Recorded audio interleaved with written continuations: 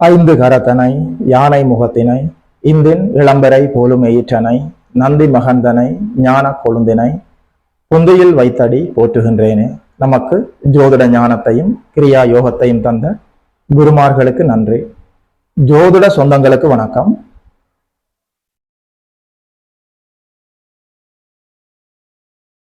இன்றைக்கு இந்த பதிவில் 2025 ஆண்டு மீன ராசிக்கு 2025 ஆண்டு ஜூலை மாதம் மீன ராசிக்கு என்ன பலன்கள்னு சொல்லி பார்க்கலாம். ராசியிலேயே சனி அமர்ந்திருக்கிறார். 3ஆம் இடத்துல ஆட்சி பெற்று சுக்கிரன் அமர்ந்திருக்கிறார். 4ஆம் இடத்துல ராசிநாதன் சூரியனோடு சேர்ந்து சிவராஜ யோகத்தில் குருநாதர் அமர்ந்திருக்கிறார். 5ஆம் இடத்தில் புதன், 6ஆம் இடத்தில் கேதுவோடு சேர்ந்து சூட்சும வலுவோடு செவ்வாய் அமர்ந்திருக்கிறார். அதாவது ராசியிலேயே சனி, 3ஆம் இடத்தில் சுக்கிரன், 4இல் ராசிநாதன் குருவும் சூரியனும் சேர்ந்து அமர்ந்திருக்கிறார்கள். மாதத்தினுடைய நடுப்பகுதியில சூரியன் பெயர்ச்சியாகி 5ஆம் இடத்துல புதனோடு சேர்ந்து அமர்ந்து விடுவார். புதன் 5ஆம் இடத்தில் அமர்ந்திருக்கிறார். 6ஆம் இடத்துல செவ்வாயும் கேதுவும், செவ்வாய் சூட்சும வலுவோடு கேதுவோடு சேர்ந்து அமர்ந்திருக்கிறார். 12ஆம் இடத்தில் ராகு அமர்ந்திருக்கிறார். இதுதான் கோச்சார நிலைகள். மீன ராசிக்கு என்ன பலன்கள்னு சொல்லி பார்க்கலாம். 3ஆம் இடத்துல சுக்கிரன் அமர்ந்திருக்கிற போது உண்மையில 3ஆம் இடத்தில் சுக்கிரன் அமர்ந்து 9ஆம் வீட்டை சுக்கிரன் பார்க்கிறார், பாக்கியஸ்தானத்தை பார்க்கிறார். என்னதான் ஜென்மச்சனி மீனராசிக்கு நடந்து கொண்டிருந்தாலும் ஒரு சிறிய தடை தாமதங்களுக்கு பிறகு நீங்கள் எடுக்கிற எல்லா நல்ல முயற்சிகளும் வெற்றி தரும். ஜென்மச்சனியால சிறு அசௌகரியங்கள் இருந்தாலும் நீங்கள் எடுக்கிற எல்லா நல்ல முயற்சிகளும் வெற்றி தரும். 3ஆம் இடத்துல ஒரு மாபெரும் சுபர் சுக்கராச்சாரியார், அதாவது சுக்கிரன் 3இல் அமர்ந்து அந்த இடம் அவருக்கு ஆட்சி வீடாகி 9ஆம் வீட்டை சுக்கிரன் பார்க்கிற போது உங்களுடைய இளைய சகோதரங்களுக்கும் உங்களுக்கு நல்ல ஒற்றுமை ஏற்படும். 3ஆம் இடத்து ஆதிபத்தியம் எல்லாமே நல்லபடியாக வளரும். உங்களுடைய நல்ல முயற்சிகள் எல்லாம் வெற்றி தரும். என்னதான் ஜென்மச்சனி உங்களுக்கு சில அவஸ்தைகளை தொல்லைகளை கொடுத்து கொண்டிருந்தாலும் 3ஆம் இடம் சுபத்துவமாக இருக்கிற போது பாக்கியஸ்தானத்தை சுக்கிரன் பார்க்கிற போது நல்லபடியாக உங்களுடைய எல்லா நல்ல முயற்சிகளும் வெற்றி தரும்.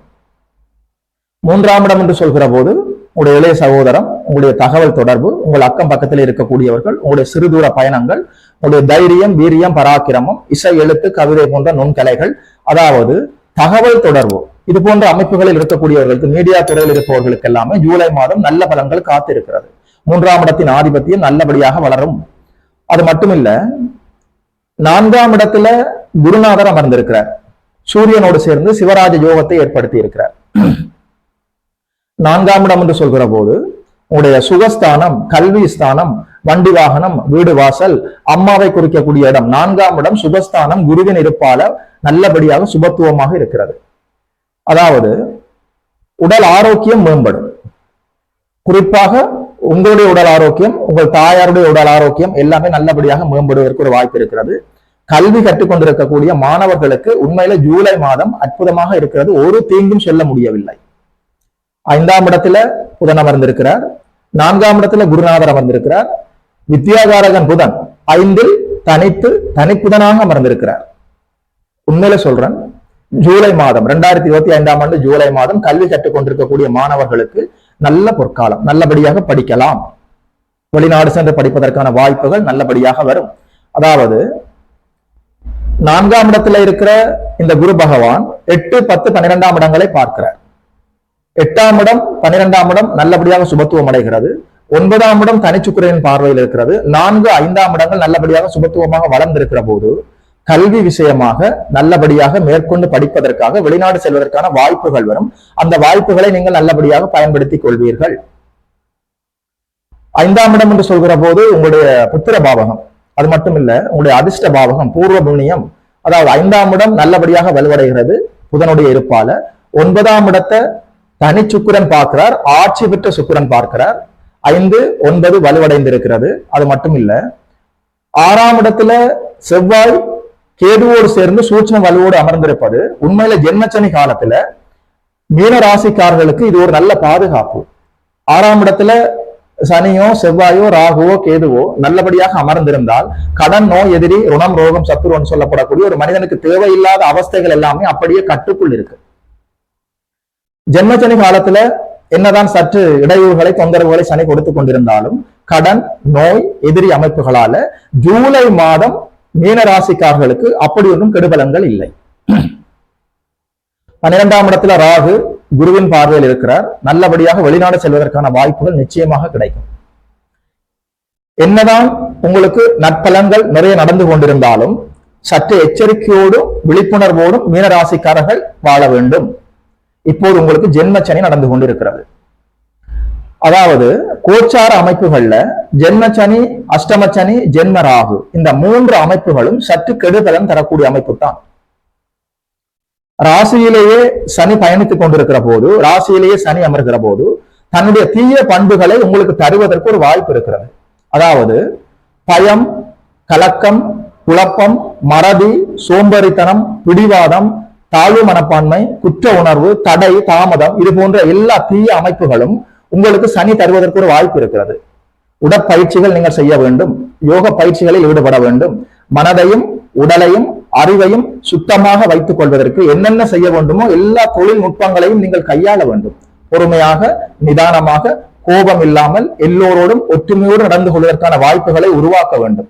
ஜென்மச்சனி காலங்கள்ல சனிக்கிழமைகள்ல நீங்கள் உணவருந்துகிற போது மதிய வேளையில ஒரு பிடி எடுத்து காகத்திற்கு வைத்து விட்டு சாப்பிட வேண்டும். அது மட்டுமில்ல, மாற்றுத்திறனாளிகள், முடியாதவர்கள், இயலாதவர்கள், கல்வி கற்பதற்கு விருப்பம் இருக்கிறது, பணம் இல்லாதவர்கள், இது போல யாருக்கெல்லாம் உதவி தேவைப்படுகிறதோ அவர்களுக்கு உங்களாலான உதவிகளை நீங்கள் செய்ய வேண்டும். சனியின் கருணைக்கு நீங்கள் பாத்திரமாகலாம். அது மட்டுமில்ல, எப்போது ஒரு மனிதனுக்கு ஜென்மச்சனி நடந்து கொண்டிருக்கிறதோ அப்போது அந்த மனிதர் நேர்மை தவறக்கூடாது. நல்ல நேர்மையான மனிதராக இருந்து ஏழை எளிய மக்களுக்கு யாருக்கெல்லாம் உண்மையான உதவி தேவைப்படுகிறதோ அவர்களுக்கு நீங்கள் உதவி செய்து வாழ்ந்து, அது மட்டுமில்ல யாரெல்லாம் பசியோடு இருக்கிறார்களோ உண்மையான பசியோடு இருப்பவர்களுக்கு உங்களாலான அன்னதானத்தை கொடுக்க வேண்டும். இது போன்ற அமைப்புகளோடு, நல்ல அமைப்புகளோடு நீங்கள் தொடர்பில் இருக்கிற போது நிச்சயமாக சொல்கிறேன், இந்த ஜென்மச்சனி அப்படி ஒன்றும் கெடுபலன்களை உங்களுக்கு தராது. அதாவது ஒரு அடிப்படையான ஒரு உண்மை இன்று நான் இந்த ஜோதிட சொந்தங்களோடு, குறிப்பாக மீனராசிக்காரர்களோடு பகிர்ந்து கொள்கிறேன். ஜென்மச்சனி காலங்களையும் சரி, வாழ்நாள் முழுவதும் சரி, சனியினுடைய தாக்கம் உங்களுக்கு இல்லாமல் நல்லபடியாக நீங்கள் வாழ வேண்டும் என்றால், சனியினுடைய தீய தாக்கம் இல்லாமல் நீங்கள் நல்லபடியாக வாழ வேண்டும் என்றால் 2 விஷயத்தை நீங்கள் வாழ்வில் கடைபிடிக்க வேண்டும். ஒன்று நேரம் தவறாமை, இன்னும் ஒன்று நேர்மை தவறாமை. இந்த 2 விடயமும் உங்கள் வாழ்வில் நல்லபடியாக இருந்தால் நிச்சயமாக கண்டச்சனியோ, அர்த்தாஷ்டம சனியோ, ஜென்மச்சனியோ, ஏழரை சனியோ, பாதச்சனியோ, விரயச்சனியோ எந்த சனியும் உங்களுக்கு எந்த தீங்கும் செய்யாது. ஜென்மச்சனியை கண்டு நீங்கள் பயப்படுவதற்கு ஒன்றுமில்லை. நேரம் தவறாமை, நேர்மை தவறாமை, இந்த 2 விஷயத்தையும் நீங்கள் வாழ்வில் கடைபிடியுங்கள். ஜென்மச்சனி அப்படி ஒன்றும் உங்களுக்கு கெடுபலன்களை தராது. மீனராசிக்காரர்களுக்கு ஜென்மச்சனி நடந்து கொண்டிருப்பதால இது பற்றி சில விஷயங்களை பார்க்கலாம். அதாவது உங்களுடைய பிறந்த ஜாதகத்துல சந்திரன், அதாவது உங்களுடைய பிறந்த ஜாதகத்துல சந்திரன் வளர்வதை நோக்கி நகர்ந்து கொண்டு அல்லது பௌர்ணமிக்கு அருகில் அல்லது பௌர்ணமி சந்திரனாக இருந்து உங்களுக்கு யோக தசை என்று சொல்கிற 1, 5, 9 போன்ற திரிகோணாதிபதிகளின் தசாபுத்திகள் நடக்கிற போது நிச்சயமாக உங்களுக்கு இந்த ஜென்மச்சனி அப்படி ஒன்றும் கெடுபலன்களை தராது. அதாவது அந்த ஜென்ம சனியிலேயே நீங்கள் வண்டி வாகனம் வாங்க முடியும், வீடு வாசல் கட்ட முடியும், திருமணம் செய்ய முடியும், புத்திர பாக்கியம் கிடைக்கும், நல்லபடியாக உயர்கல்விக்காக வெளிநாடு செல்ல முடியும், நல்ல தொழில் வாய்ப்புகளை உருவாக்க முடியும்.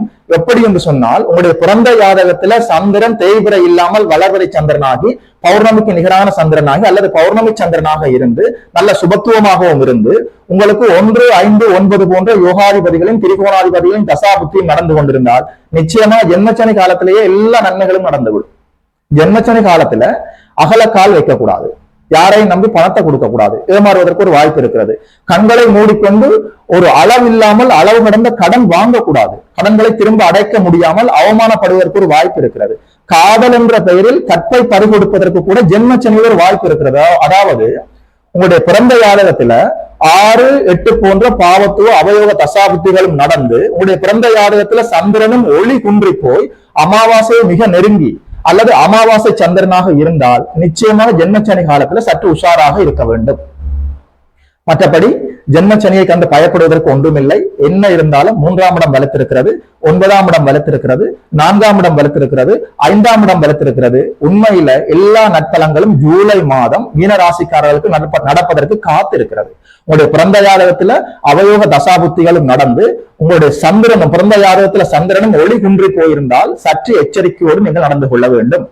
அப்படி ஒன்றும் கெடுபலன்களாக இல்லாமல் நல்லபடியாக எல்லா நன்மைகளும் நடப்பதற்காக காத்திருப்பதால் மீனராசிக்காரர்கள் நேர்மை தவறாமை, குலதெய்வ வழிபாடு, இறை வழிபாடு, நல்ல எண்ணம், நேர்கொண்ட பார்வை, நல்ல சிந்தனையோடு நீங்கள் வாழ்கிற போது இந்த ஜென்ம சனியிலேயே உங்களுக்கு எல்லா நற்பலன்களும் காத்திருக்கிறது. 2025ஆம் ஆண்டு ஜூலை மாதம் மீனராசிக்காரர்களுக்கு இந்த பலன்களை எல்லாம் சொன்னதில் ஒரு ஜோதிடனாக எனக்குமே மகிழ்ச்சி, ஆனந்தம். எல்லா ராசிக்காரர்களுக்கும் 2025ஆம் ஆண்டு ஜூலை மாதம் ராசி பலன்களை தெளிவாக பேசியிருக்கிறோம். பார்க்காதவர்கள் சென்று பார்த்து பயன்பெறுங்கள். பார்த்தவர்கள் உங்களுடைய உறவினர்களோடும் நண்பர்களோடும் பகிர்ந்து கொள்ளுங்கள். யோகிமதன் அஸ்ட்ரோ சென்டர் யூடியூப் சேனலை சப்ஸ்கிரைப் செய்திருக்கின்ற அனைத்து தோழர்களுக்கும் தோழிகளுக்கும் என் மனப்பூர்வமான நன்றிகள். இதுபோல இன்னும் ஒரு அற்புதமான வீடியோவில் சந்திக்கிறோம். நமஸ்காரம்.